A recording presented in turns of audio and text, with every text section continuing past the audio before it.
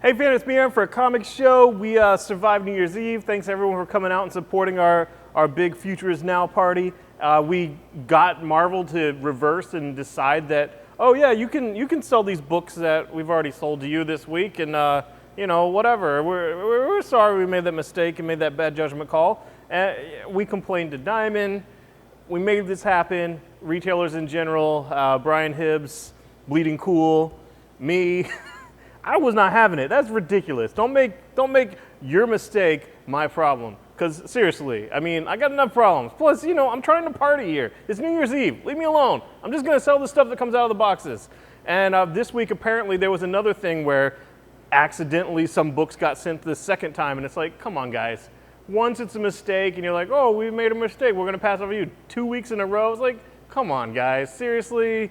It's getting to be some kind of like, I don't know. No, we're selling it. And thankfully we can. And this week, Spider-Man Deadpool #1 is out, and it is hilarious. This is a return to just some of that classic Deadpool from, there's also a coloring book with a lot of classic Deadpool. The McGinnis on art, Joe Kelly has not done Deadpool, at least not in a series, in forever. And this coloring book is basically like a ton of covers and pinups. It's a lot of fun, and the issue, it's current continuity, it's Spider-Man from Parker Industries, it's all that good stuff with Deadpool, and you have your choice of a bunch of variants. There's the hip-hop variant, there's the action figure variant, that's the drawn action figure variant, then there's the photo action figure variant, which is a photograph of the actual action figure. So whatever is your fancy, get it. If you like Deadpool, you'll enjoy it, seriously, because it's fun. And I love the bromance, the buddy books, the stuff. Whenever Deadpool and Spider-Man are together, I'm there. It's fun. A-Force. This was the book that was with Secret Wars, and all the characters were together because it was a certain part of the planet, the Arcadia, for the Secret Wars stuff that Dr. Doom just kind of had one place where it's all just female heroes. Well, now this is in the current continuity. Now this is here, and there's a connecting character, the Singularity from that series is here, and no one remembers her. She's the only one that remembers that universe, but she's putting the team together. She's the connective tissue for that. And we get the characters that we loved from that series, specifically for me, Dazzler. And Wilson, she, you know her, G. Willow Wilson. You might know her from Vertigo Air. You know her definitely from Miss Marvel. She said she has a lifelong love for Dazzler. And so do I. I named my daughter Allison Blair. So I know that Dazzler's in good hands. And She-Hulk's headlining the book. That's also great. We don't get her much around anymore. We got her some in Patsy Walker. But this is a book that is a female team that is put together with a connected character, done by a great writer, and I thoroughly enjoyed it. So there's that. I liked it. Doctor Strange, this book's titled Puking Without Puking. It's kind of like the sound of one hand clapping, but it's a little more disgusting. Every time you throw a punch, there's pain. So every time you cast a spell, there is some type of puke. And it makes a lot more sense if you read the book, what he eats and all this stuff. And I'm just really loving what Jason Aaron's doing and Bocello on art, and that magic is dying and books are dying, and it's awesome. I'm really enjoying it. And I was never a big Doctor Strange fan, just never really cared. I mean, I didn't hate him, didn't like him, whatever. Now I like him, it's fun. Uncanny X-Men, this is Bunn and Land, and essentially it's kind of like, Bunn's Magneto, but it's a team now. It's a whole team, so, he's more than just one man. And this is the X-Men that are, I guess, protecting mutants. I'm not going to spoil anything, but they're not the Brotherhood of Evil Mutants. But is that just an archaic thing now? Is there just like mutants, and there's the ones that turned their back on the mutants on Earth and humanity and went to play in limbo, and then there's the ones that are dead, and then there's these guys. I don't know. The young guys in a Winnebago, whatever, but this was actually pretty cool. I like the Sabretooth that is still kind of his Axis, kind of not so evil. Monet, I've always loved her. I liked her in X Factor, and Archangel and Psylocke. It was a cool book. I dug it. Moving on to Star Wars, this is one of the big things of that this part's out, with part 4, but part 5, and then part 6 of Vader Down is also out this week.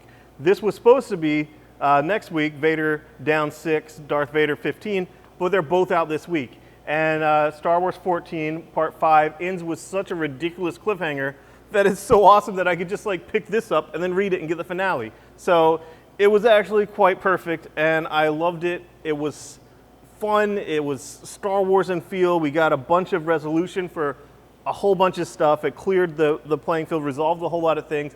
Obviously, I'm not going to spoil anything about it. I'm not going to give any details in how Vader Down ends, other than to say I was thoroughly satisfied, and it was very enjoyable to have the last two parts in the same like breath. Like I could put it down and pick this one up. And if you're reading it in trades, Vader Volume 2 is out today.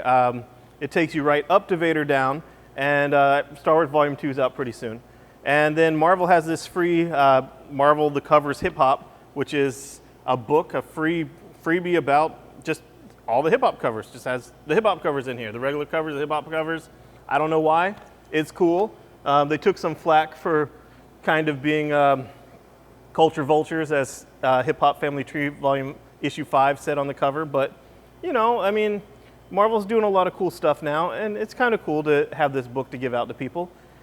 Moving on to DC. DC is also jumping on the coloring bandwagon, where Marvel's done some actual book coloring books. DC is doing variant coloring covers. So they're kind of like a black and white cover, just no heavy blacks, and they're like a matte finish so that you can actually get your color crayons or color pencils on them. And we were supposed to get some colored pencils sets to sell or whatnot. They haven't come in yet, but I'm sure people have their own colored pencils and crayons. We have crayons, actually. And you can color. So you can color in the bar here, have some drinks, and color. It's fun. And Swamp Thing is one of my favorite characters. I get all the Swamp Thing action figures, statues, the pop vinyls, everything Swamp Thing. I love Swamp Thing, but what I love is Alan Moore Swamp Thing. I love Alan Moore Swamp Thing. I love what came after that with just all that entire run. Like all the way through the end with Morrison and Miller, and then the Brian K. Vaughan Swamp Thing, and then the Scott Snyder Swamp Thing, and especially Charles Soule Swamp Thing. I love that. Well, this isn't that. This is Len Wein, who created Swamp Thing. Yes, he created Swamp Thing, so that's cool. He can do what he wants. And Kelly Jones, who's known for like the Vampire Batman, does a pretty good muck monster, but this is, it even says it in here, the line, the muck-encrusted mockery of a man. This is horror. This is like Swamp Thing, pre-Alan Moore. It is in current continuity, I guess. It gives enough information to kind of suggest that. Almost outright say it, but maybe not. Maybe it's before, but whatever, at some point. But he says he just stopped communing with the Parliament of Trees. So you're not going to have any of that Avatar stuff. You're not going to have any of the Parliament of Trees. You're not going to have any of the green and communicating with that. You're just going to have zombies and muck monsters and horror stuff. And that's okay. That's a legitimate part of Swamp Thing's mythos. Len Wein is the creator of Swamp Thing. And if that does something for you, get it. It does that well. It's a horror book. It's a muck monster book. And I read it. I enjoyed it. It's not my favorite stuff by far. My favorite stuff is Alan Moore through Charles Soule, but it's out, and it is a legitimate incarnation of Swamp Thing. It's just not my favorite, so whatever.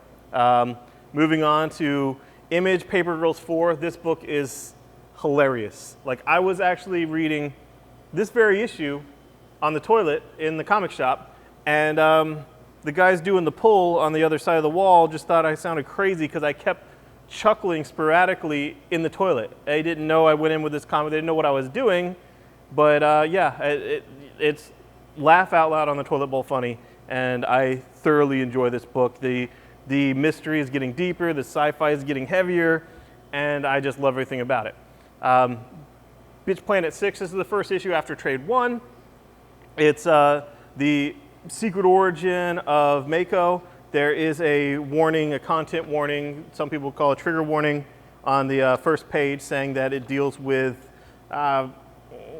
sexual exploitation, sexual assault, which is part of a theme of Bitch Planet for sure, you know, and I thought this issue was really great. I liked seeing her origin. I liked that the camera was on her, and I'm really digging this book. And I like the back matter of this book. I feel like I've learned so much. Like, I enjoy the book as a story, you know, like I read it like anything else. I enjoy the story. I enjoy the crazy violence and all the nonsense and the humor and all that. But the back matter has really got me thinking and sent me to different places on the internet to look for more information. And I've always been non-compliant, but you know, like punk rock, like, oh, you know, fuck you, dad, I don't want to go to church, non-compliant. You know, I've not been like, oh, you know, like patriarchy and how people are actually really oppressed, and what part am I indoctrinating that, and what part do I play in that, and what type of world do I want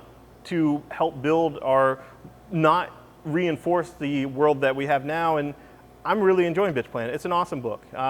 Yeah, so, you know, stop telling the girls not to get those tattoos. The women make their own choices on what tattoos they want to have, and they don't need your permission of whether they can have a tattoo of non-compliant. Like, oh, why don't you wait till the book's around? Shut up. If it resonates with something, they get a tattoo. It means something to them. I understand that. Moving on. Now for something completely different and totally lighter, Sonic the Hedgehog, Mega Man, Worlds Collide, the complete epic in one volume. Look how thick this is. This is the complete epic of Worlds Collide. Not Worlds Unite, but the first one, Worlds Collide, all together, all in one huge volume. So for the longest time, volume 1 was out of print. It was 3 different volumes. There was always one out of print because, you know, it's video games. It has to be challenging. So whatever. Now it's all together, $30, the whole complete story, done, awesome. There's 2 covers. Take your pick. We have both. And enjoy it whenever you want. Sonic, Mega Man, hitting each other. Awesome. So there's that. Thanks, guys. Bye-bye.